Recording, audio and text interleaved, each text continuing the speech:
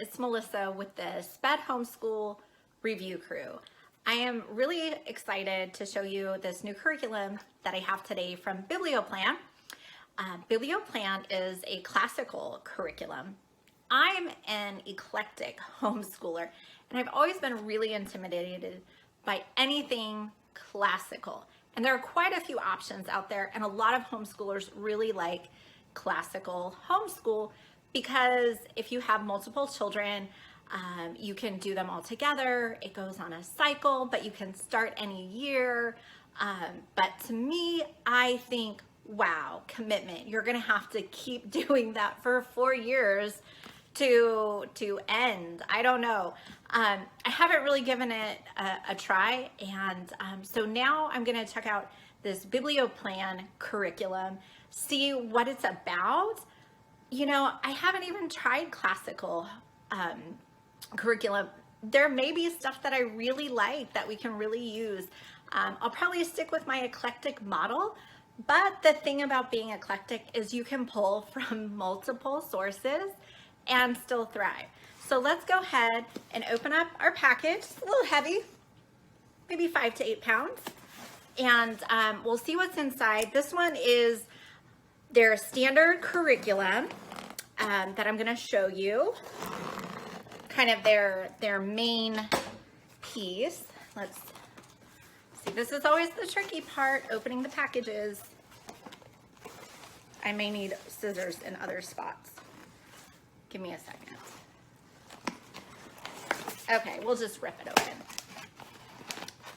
Nothing a little muscle can't do.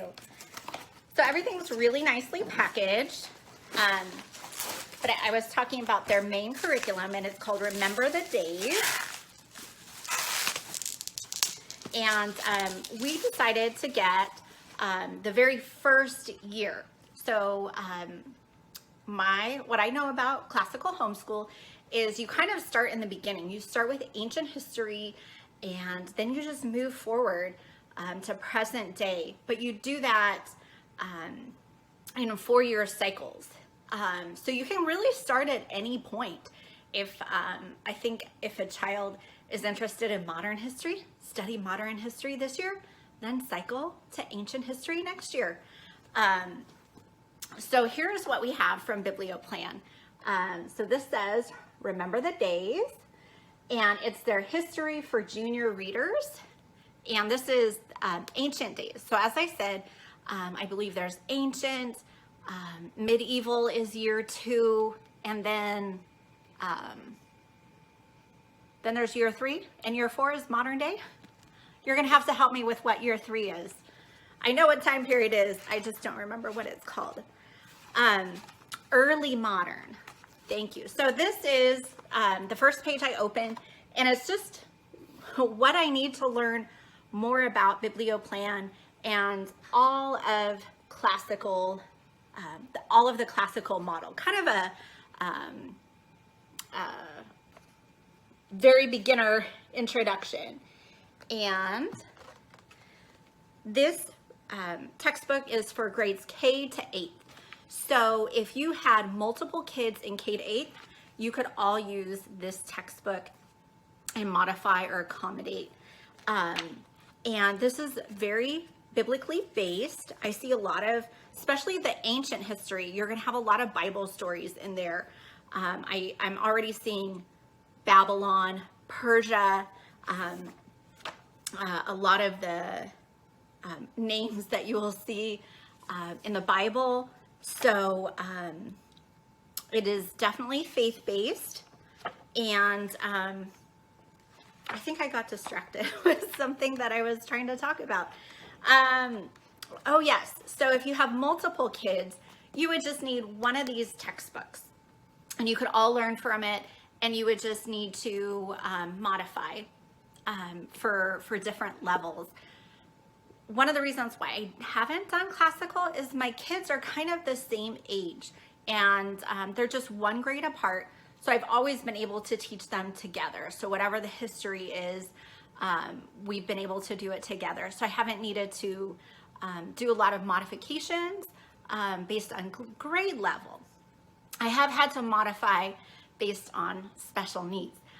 So one of the things that when I was looking on the BiblioPlan website is there is a lot of information for families who have maybe a gifted learner, how to go deeper with a subject, or if you have someone with special needs, how to accommodate them. So I haven't seen that with a lot of curriculums on how to adapt their curriculum for what your family may need, and that is so helpful. And I also think that it's great to connect with like the SPEDHomeschool.com website, you know, some Facebook groups, so you can really make it personalized and individualized for your student. So this is not intimidating. I think I've told you before, if my son sees a big book, he just kind of gets overwhelmed. Like, do I have to do all of that? How am I ever gonna do that?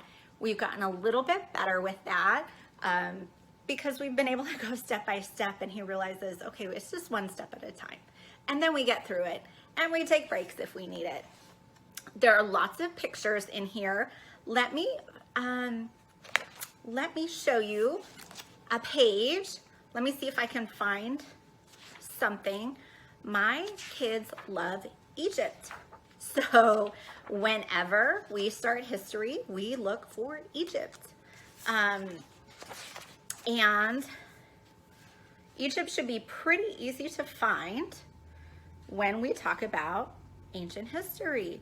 As I'm looking through the table of contents, it's not just about the cradle of civilization.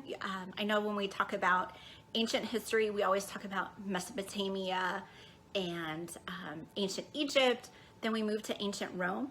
But I see here that they also talk about early Chinese, early Indians. So it's not just saying that there's only one ancient history area to go over. Let me look at, so I told you Egypt is our favorite.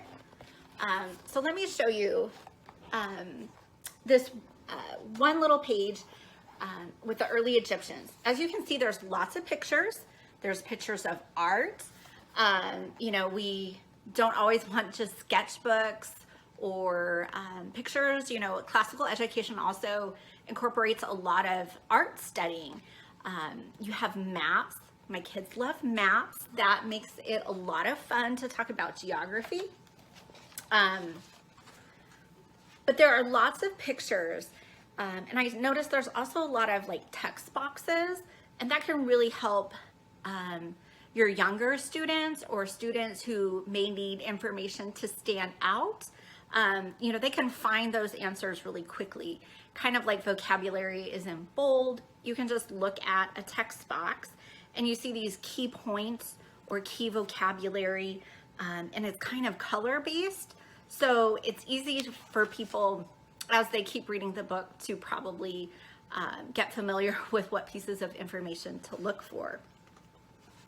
And it looks like, you know, a lot of the Bible verses are highlighted as well, but lots of fun pictures, lots of maps, lots of geography features. I would say this is pretty interesting.